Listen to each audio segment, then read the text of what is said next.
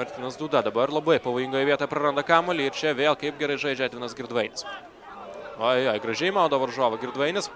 Duda įkertančiam žaidėjui, pilotas baudos aikštelėje, paliekamas kamuolys ir vėl nėra smūgio, Salamonavičius griūna.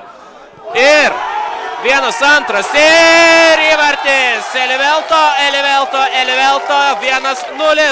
Išsiveržė į priekį Panevėžio Ekranas šiose rungtynėse. 38 minutė, neįmuš šitų, įmuš tau ir dabar tiesiog sušaudytas Tadas Kauneckas. Vienas smūgis iš arti, antras smūgis iš arti ir galų gale pavyksta pralaužti ledus.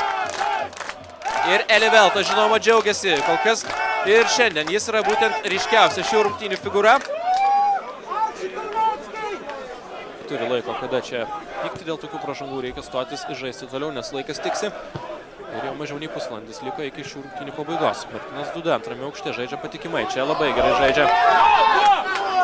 Žaidžia Baranauskas, jo perdavimas Elivelto baudos aikštelėje, Elivelto ir 2-0. Gol!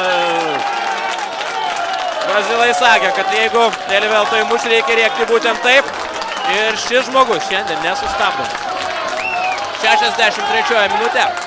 Lamas Elivelto. Susipažinkite.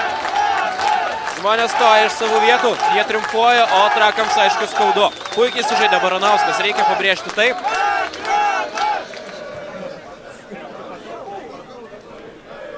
Mamajevas. Į baudos aikštelę kamuolys, tušti vartai, Lipskis ir 2-1. 2-1 grįžta į žaidimą Trakų komanda. Labai svarbus įvartis.